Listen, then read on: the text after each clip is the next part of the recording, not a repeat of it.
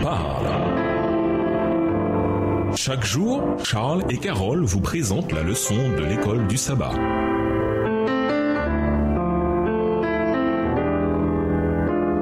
Bienvenue dans votre émission Dieu nous parle. Nous passons de lundi, l'éternel mensonge de l'immortalité. Lisons Apocalypse 16, versets 13 et 14 et Apocalypse 18, versets 2 et 23. Quelle allusion au spiritisme trouve-t-on dans ces versets? Apocalypse 16, versets 13 et 14. Et je vis sortir de la bouche du dragon et de la bouche de la bête et de la bouche du faux prophète 3 esprits impurs semblables à des grenouilles. Car ce sont des esprits de démons qui font des prodiges et qui vont vers les rois de toute la terre afin de les rassembler pour le combat du grand jour du Dieu Tout-Puissant. Apocalypse 18, versets 2 et 23. Il cria d'une voix forte, disant, elle est tombée, Babylone la grande, elle est devenue une habitation de démons, un repère de tout oiseau impur et odieux. Verset 23. La lumière de la lampe ne brillera plus chez toi, et la voix de l'époux et de l'épouse ne sera plus entendue chez toi, parce que tes marchands étaient les grands de la terre, parce que toutes les nations ont été séduites par tes enchantements. Des expressions comme habitation de démons ou esprit de démons et sorcellerie indiquent toute une activité démoniaque. Pas étonnant que des deux grandes supercheries des derniers jours, l'une sera l'immortalité de l'âme. Texte tiré du livre Le Grand Espoir, chapitre 34, aux pages 405 et 406, ou aussi dans la Tragédie des siècles, le chapitre 34, les pages 485 et 486, livre écrit par Ellen G. White.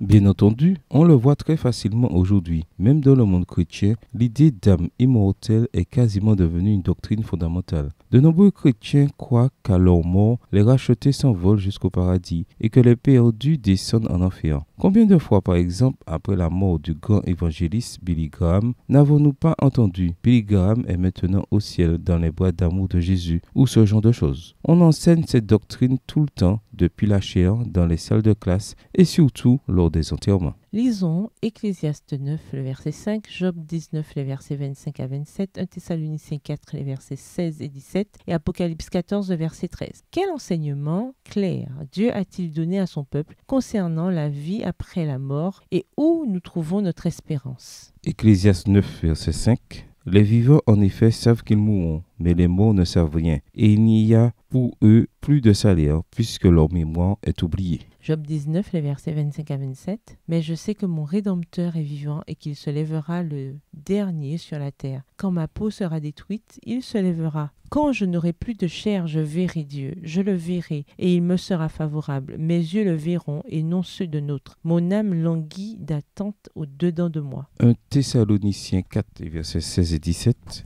Car le Seigneur lui-même a un signal donné à la voix d'un archange et au son de la trompette de Dieu, descendra du ciel et les morts en Christ ressusciteront premièrement. Ensuite, nous les vivants qui seront restés, nous serons tous ensemble enlevés avec eux sur des nuées à la rencontre du Seigneur dans les airs, et ainsi nous serons toujours avec le Seigneur. Apocalypse 14, verset 13. Et j'entendis du ciel une voix qui disait « Écris, heureux dès à présent les morts qui meurent dans le Seigneur. Oui, dit l'Esprit, afin qu'ils se reposent de leurs travaux, car leurs œuvres les suivent. » L'un des piliers de la tromperie babylonienne est une fausse compréhension de la mort, laquelle, axée sur l'idée d'immortalité de l'âme, ouvre la voie à l'influence trompeuse du spiritisme. Si vous croyez que les morts continuent de vivre sous une autre forme et qu'ils peuvent même communiquer avec nous, alors quelle protection avez-vous contre les innombrables tromperies que Satan a en réserve? Si quelqu'un que vous croyez être votre mère ou votre enfant bien-aimé ou un autre être cher devait tout à coup apparaître et vous parler, avec quelle facilité seriez-vous trompé par vos sens? C'est déjà arrivé par le passé, cela arrive aujourd'hui et assurément, à mesure que nous approchons des tout derniers jours, cela arrivera encore. Notre seule protection, c'est de rester fermement enracinés dans ce que la Bible enseigne et de nous accrocher à l'enseignement biblique sur la mort comme sommeil, jusqu'à ce que Jésus revienne.